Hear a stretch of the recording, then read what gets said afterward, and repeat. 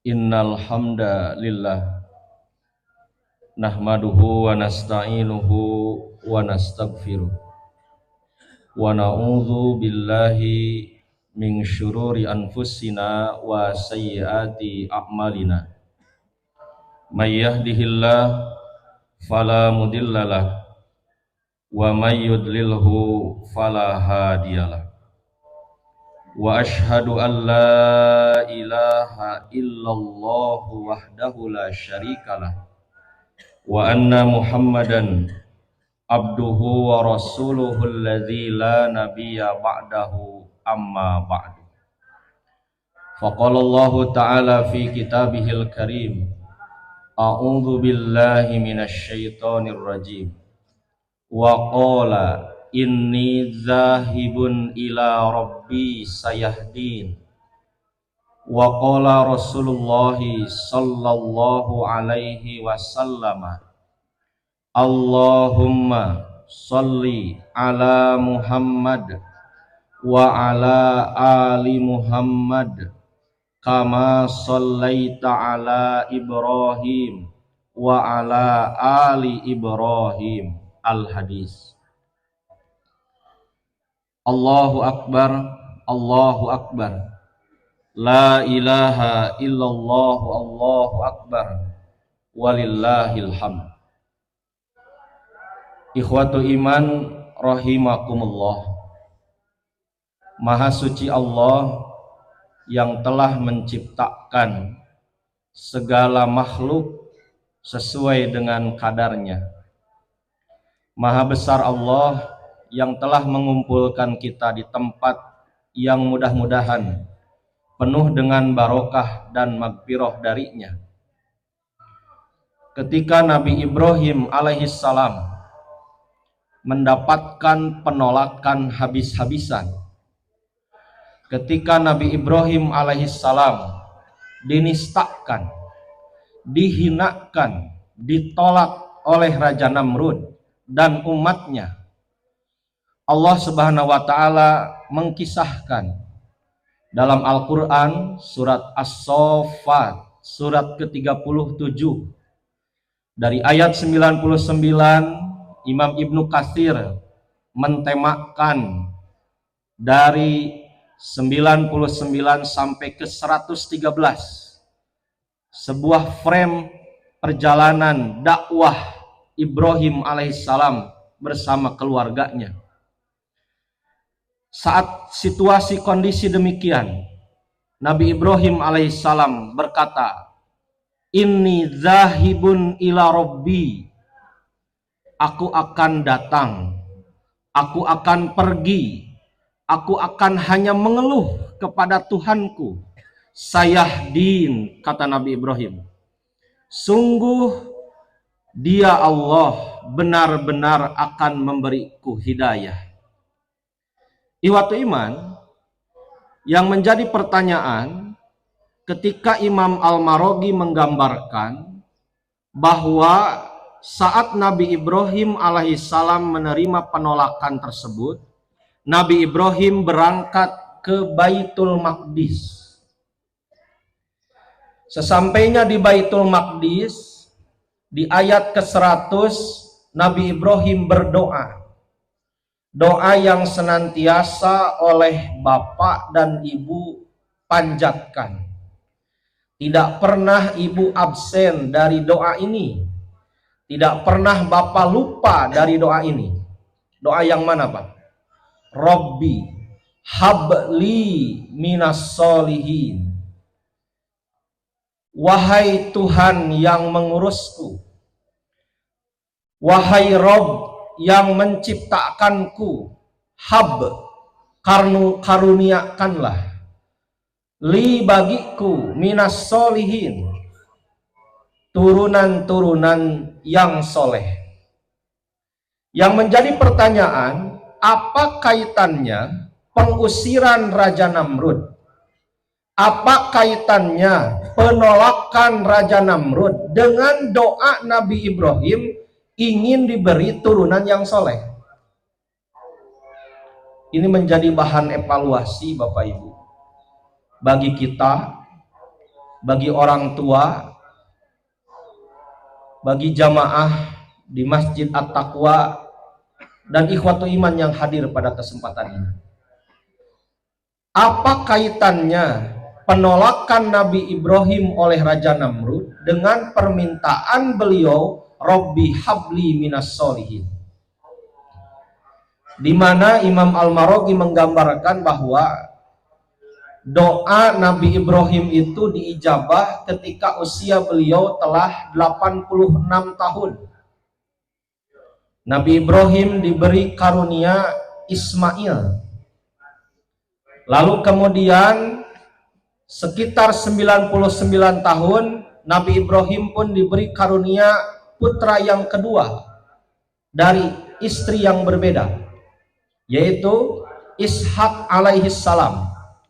Jadi jarak usia antara Ismail dan Ishak menurut Imam Al-Maraghi sekitar 13 tahun.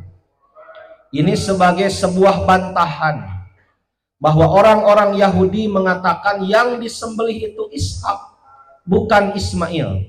Maka dengan jarak usia tersebut menjadi bantahan bahwa yang hendak disembelih itu bukan Ishak, tapi benar-benar Ismail. Kembali lagi kepada pertanyaan yang tadi, ikhwatu iman. Apa kaitannya doa Nabi Ibrahim dengan penolakan Raja Namrud? Ikhwatu iman rahimakumullah. Di sini kita lihat bahwa Nabi Ibrahim alaihissalam bukan gusar dengan penolakan Namrud. Nabi Ibrahim alaihissalam bukan khawatir tidak akan diterima dakwahnya. Tapi yang dikhawatirkan oleh Nabi Ibrahim, dia takut dakwahnya tidak ada yang melanjutkan. Itu ikhwat iman. Artinya apa? Kita tidak usah khawatir dengan segala permasalahan yang muncul. Kita tidak usah khawatir dengan penentang-penentang Islam yang hadir hari ini, karena itu sudah bagian dari sunnatullah.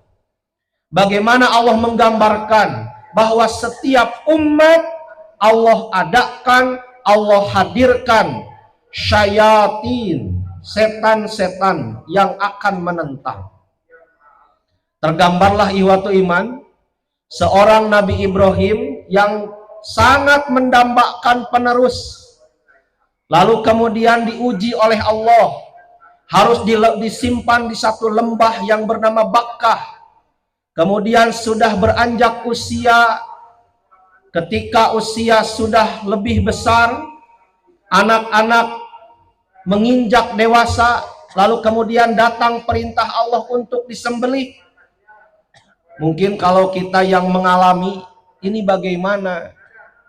Di satu sisi kita menginginkan generasi yang melanjutkan, tapi di sisi lain datang perintah untuk disembelih.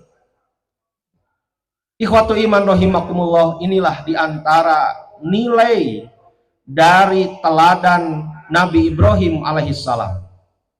Itulah mengapa keteladanan Nabi Ibrahim alaihissalam dari ayat 99 sampai 113 surat As-Saffat tersebut, Allah subhanahu wa ta'ala kemudian menutup wa barokna alaih. Maka Allah subhanahu wa ta'ala menegaskan, kami memberikan berkah kepadanya dan kepada keluarganya. Apa di antara berkah Nabi Ibrahim yang sampai hari ini tidak terputus? Yaitu doa yang senantiasa kita panjatkan di dalam tasyahud. Kalimat yang tidak pernah henti kita baca di dalam tahiyat.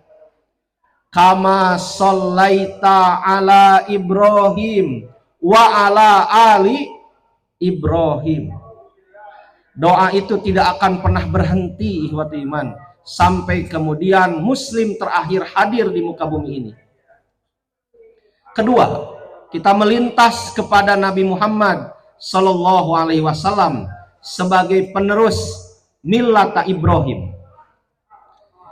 Kita bisa saksikan ihwatu iman dalam surat Al-Maidah ayat 2.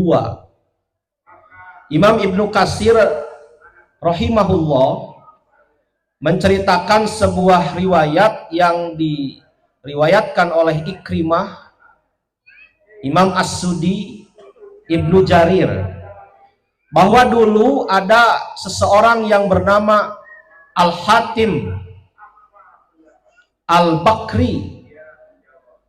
Dia pernah membegal sahabat-sahabat yang berangkat hendak beribadah. Kemudian Al-Hatim ini suatu ketika setelah dia taubat hendak melaksanakan ibadah umroh, lalu kemudian umat Islam ketika itu, para sahabat berniat untuk balas dendam. Pikirannya dulu, ini orang jahat, sekarang saatnya kita membalas. Mungkin seperti itu iwatu iman. Sampai-sampai Allah Subhanahu wa taala menurunkan surat Al-Maidah ayat 2. Dalam ayat itu ada kutipan yang sering kita ulang-ulang iwatu iman, yang sering diajarkan oleh para asatid, yang sering dibacakan oleh para ulama. Di antara penggalan ayat Al-Maidah ayat 2 itu apa? Wa ta'awanu 'alal birri wat taqwa wa la ta'awanu 'alal ismi wal udwan. Artinya apa? Ayat tersebut menyuruh kita untuk saling tolong-menolong itu dengan siapa saja. Artinya Bu, kalau kita tolong-menolong dengan yang satu selera itu biasa. Bapak-bapak ketika nanti melaksanakan penyembelihan kurban, Pak, dikelompokkan dengan besti, itu mah biasa. Disatu regukan dengan best friend, itu mah biasa. Yang menjadi ujian besar dan pahalanya luar biasa ketika kita dikelompokkan dengan orang-orang yang tidak satu selera. Itulah pelajaran dari kurban yang lainnya. Bagaimana Allah Subhanahu wa taala mengingatkan kepada para sahabat melalui ayat tersebut, tentu menjadi tadzkirah bagi kita semua. Walaupun Al-Hatim Al-Bakri itu pernah melakukan perbuatan jahat di masa lalu, tapi kemudian dia bertaubat di masa kemudian, jangan menjadi penghalang untuk ta'awun, saling tolong menolong. Jangan sampai iwatu iman, duh ini tetangga saya tidak suka, ya sudah lewat saja. Atau misalnya ketika kita tadi sekelompok dalam kepanitiaan kurban, maaf Bapak Ketua Panitia, jangan kelompokkan saya dengan si Anu, saya tidak suka. Jangan sampai iwatu iman. Artinya di dalam Islam itu kita tidak boleh baper. Jangan menjadikan perasaan itu sebagai landasan untuk menentukan sikap dan hukum. Rasulullah saja kan ketika masuk Islam, Hindun dan temannya Wahsy itu yang membunuh Hamzah, bagaimana beratnya Rasulullah menerima keduanya. Sampai kemudian kata Rasulullah, aku maafkan kalian berdua. Walaupun kemudian kata beliau, jangan terlalu depan kalau aku sedang ada di majlis. Sembunyikan kedua wajahmu. Kenapa? Karena aku selalu ingat terhadap pamanku Hamzah yang kalian belah dadanya, yang kalian koyak jantungnya.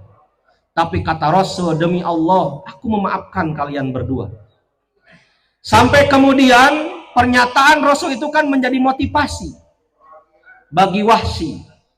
Suatu saat kata Wahsy, aku akan membalas kesalahan ini. Sampai kemudian Wahsy di masa depan mampu membunuh siapa? Musailamah Al-Kadzdzab, sang nabi palsu. Nah ini iwatu iman. Jangan sampai perayaan Idul Kurban ini tercederai dengan perasaan kita yang belum sembuh terhadap teman sendiri. Mudah-mudahan dua nilai ini menjadi bekal kita hari ini. Yang pertama, ternyata yang paling dikhawatirkan oleh Nabi Ibrahim itu bukan siapa yang menentang, bukan sebesar apa masalah yang akan dihadapi, tapi yang sangat dikhawatirkan oleh Nabi Ibrahim, siapa yang akan melanjutkan perjuangannya.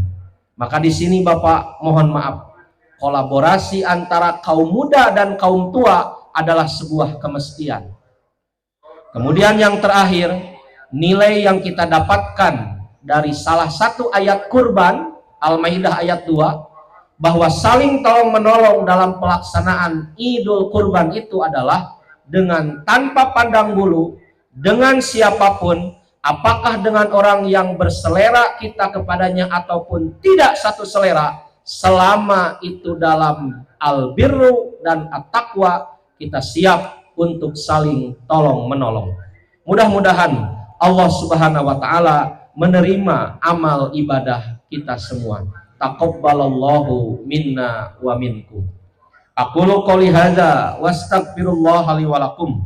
Rabbana atina fid dunya hasanah wa fil akhirati hasanah wa qina adzabannar. Wassalamualaikum warahmatullahi wabarakatuh.